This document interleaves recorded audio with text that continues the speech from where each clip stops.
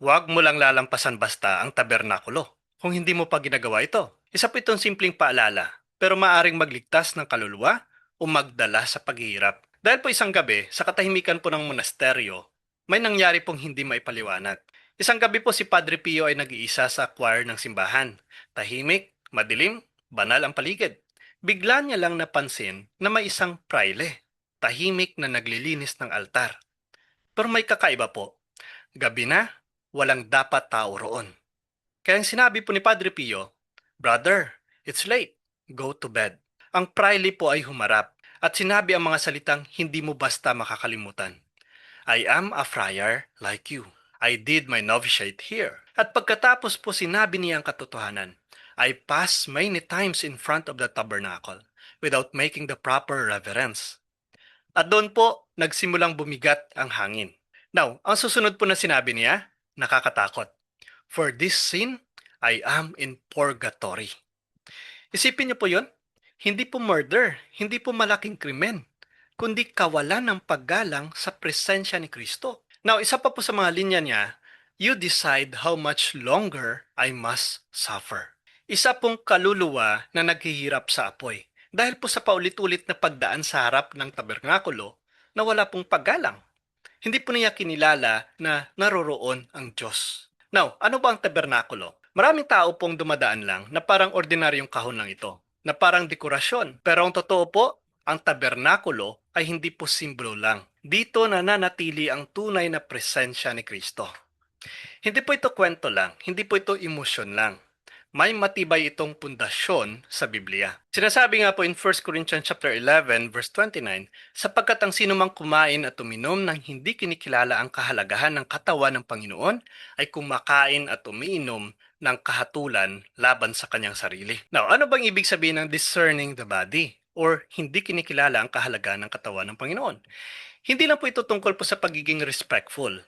Ang salita pong discerning ay nangangahulugang ng pagkilala, ng pag-unawa, paggalang sa isang banal na realidad. Hindi po sinasabi ni San Pablo kung hindi mo naiintindihan ang simbolo. Ang sinasabi niya kung hindi mo kinikilala ang katawan. Now, sa sulat po ni San Pablo malinaw po, ang tinutukoy ay katawan ni Kristo. Hindi po idea, hindi po metaphor, hindi po representation, totoong katawan. Now, bakit may judgment?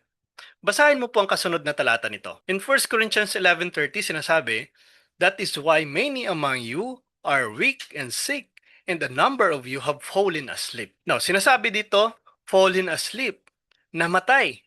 Isipin niyo po yan. Dahil sa maling pagtrato sa Eukaristiya, may nagkasakit, may namatay. Hindi po ito simpleng bagay. Kung simbolo lang po ang Eucharist, bakit may ganitong kabigat na consequence? Bakit may judgment? Bakit may kaparusahan?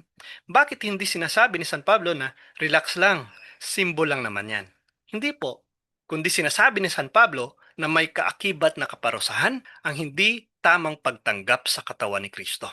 Now, kung sa pagtanggap pa lang ng Eucharist may warning na agad, paano pa kaya kung literal kang dumadaan sa harap niya at hindi mo siya kinikilala? Hindi po ito maliit na bagay.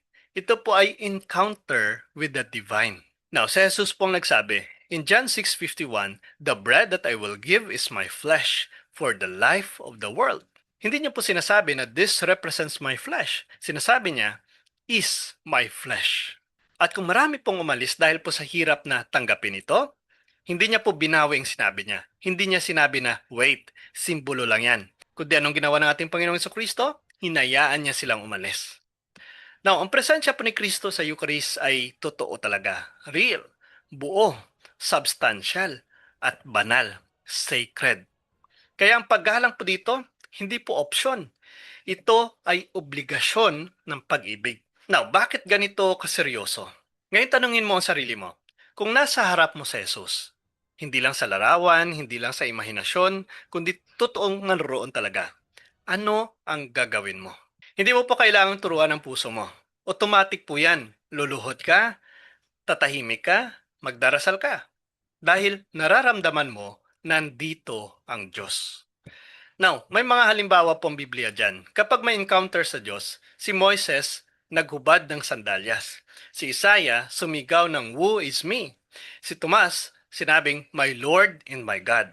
Wala pong dumaan lang. Wala pong nag-scroll. Wala pong nag-ignore. Pero tayo, ito pong masakit na katotohanan. Hindi natin nakikita, kaya nakakalimutan natin. Nakakasanayan na natin. Naging normal na lang. Now, hindi po dahil wala po si Kristo, kundi dahil po nasanay tayo sa presensya niya. Parang ganito po ito. Kapag araw-araw mong nakikita ang isang bagay, nawawala po ang sense of wonder. Pero ang realidad, kahit hindi mo nararamdaman, nandyan siya. Kahit hindi ka aware, naroroon siya. Kahit hindi ka tumingin, nakatingin siya sa'yo. Kaya ito pong pinaka nakakatakot po sa lahat. Hindi po kasamaan ng problema, kondisyon ng puso. Dumadaan lang sa simbahan na walang tingin, walang pagyuko, walang dasal, walang kahit anong acknowledgement, parang wala lang. Anong nangyayari? Hindi mo sinasabing ayoko kay Jesus. Pero ang aksyon mo, parang sinasabi mong hindi siya importante ngayon. Hindi po ito galit, hindi po ito pagkakalimot. At minsan po, mas delikado pong pagkakalimot kaysa po sa rebellion. Dahil tahimik, walang alarm, pero unti-unting lumalayo ang puso.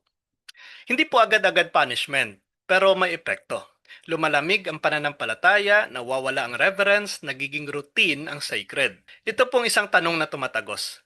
Ilang beses ka nang dumaan sa tabernakulo na parang wala lang? Ilang beses ka nang nagmadali at hindi mo man lang siya binati? Ang kaluluwa po na nagpakita kay Padre Pio, hindi po dumating para takutin ka. Hindi siya multo para manakot. Siya ay mensahero. Ang mensahe niya, huwag mong gawin ang ginawa ko. Huwag mong ipagwalang bahala ang presensya ng Diyos. Huwag mong hintayin na huli na ang lahat. Bakit siya nagdusa? Hindi po dahil sa malaking krimen, kundi sa paulit-ulit na maliit na pagkukulang. Mga sandaling sinabi niyang, next time na lang, okay lang yan. Wala namang mangyayari. Pero may nangyari, unti-unting nawala ang reverence. Unti-unting naging normal ang sacred. At sa huli, may consequence. Hindi po ito condemnation. Ito po ay paanyaya, bumalik ka. Tumigil ka sandali. Kilalanin mo siya. Anong dapat natin gawin? Simple lang po. Pero napakalalim po ng epekto. Una, mag-genuflect. Kapag dumaan ka po sa tabernakulo, lumuhod ka. O yumuko kung hindi kaya. Hindi po ito ritual lang. Ito po ay pagkilala sa Diyos. Pangalawa po, magdasal kahit saglit. Lord, I adore you. Jesus, have mercy. Kahit isang Hail Mary, pwede rin. Maliit po sa paningin ng tao, pero malaki pong eternity nito. Pangatlo po, ipagdasal po ang mga kaluluwa. Ang mga kaluluwa po sa purgatorio ay hindi po kayang tulungan ng sarili nila, pero kaya kanilang ipagdasal. Isang misteryoso pong ugnayan ng awa ito. Now, ito pong mas malalim na realidad. Ang story po na ito ay hindi lang po tungkol sa isang kaluluwa.